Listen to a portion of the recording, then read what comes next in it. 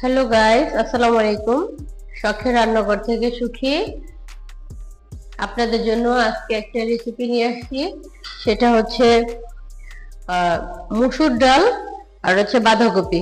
মসুর ডালের এই রেসিপিটা সবাই তৈরি করতে পারে আর সবাই হয়তো কম বেশি খেয়েছেন, কিন্তু এটা রান্না করতে পারলে দুর্দান্ত টেস্ট, খুবই মজা লাগে খেতে।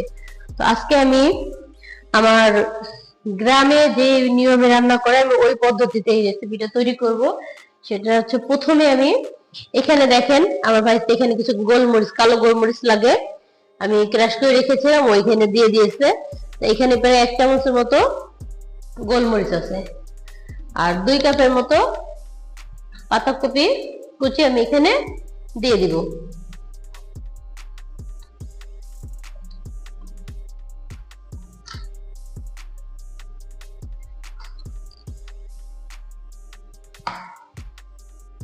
দুইজন এরপর দিয়ে দেবো প্রায় 1 কাপ মসুর ডাল, আমি আগে থেকে ভিজিয়ে রেখেছিলাম।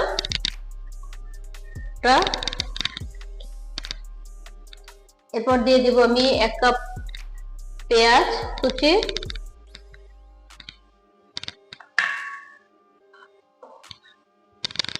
সাথে দিয়ে দিব আমি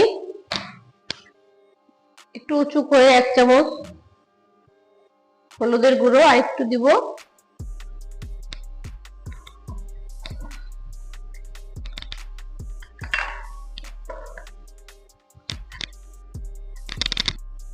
দিয়ে দিব পরিমাণ মতো বা স্বাদ মতো লবণ। আর যেটা দিব সেটা হচ্ছে, আপনাদের কাছে যদি সিরকা বা ভিনেগার যেটাই থাকুক, এটার 1 মুখা আর হচ্ছে 1/2 মুখা দিয়ে দিলাম।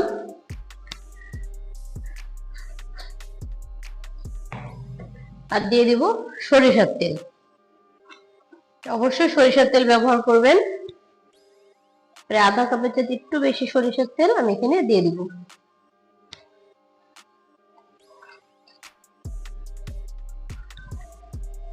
দিয়ে দিব তেজপাতা, আর সাথে দিয়ে দিব 4টা কাঁচামরিচ,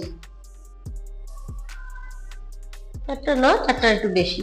তো এগুলোকে আমি খুব ভালোভাবে একটু হাতে মেখে নিব। আমার পাতাকপিটা ডালটা খুব ভালোভাবে মিক্স করে আমি এখানে পানি দিয়েছি। এর থেকে বেশি পানি আপাতত আমি দিব না। এখন এটাকে আমি চুলায় দিয়ে দিব। আমি চুলায় কড়াইটা দিয়ে দিয়েছি। এখন এটা আমি সুন্দরভাবে ঢেকে দিব। ঢেকে এটাকে আমি এইভাবে 10 মিনিট রান্না করব।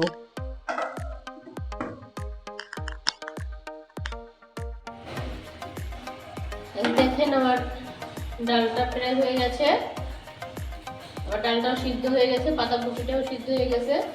এখন আমি এটা চুলা থেকে নামাবো। তার আগে আমি এখানে দিয়ে দিব হচ্ছে গিয়া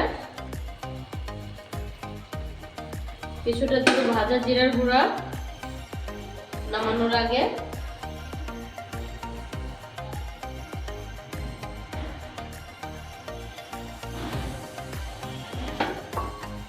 আর দিয়ে দিব ধনেপাতা কুচি। ধনেপাতাটা দিয়ে বেশি সময় রাখবো না, এটা শুধু আমি একটু ঢেকে দিব। প্রায় 1 মিনিটের মতো রেখে আমি চুলা থেকে নামিয়ে নেব। কারণ ধনেপাতা দিয়ে যদি অনেক সময় সিদ্ধ করি তার ধনেপাতার ফ্লেভারটা নষ্ট হয়ে যায়। এই জন্য এটা আমি বেশিক্ষণ রাখবো না। এটা এখন আমি চুলা থেকে নামিয়ে নিব। দেখেন দেখতে বেশ সুন্দর লাগছে কালারটা।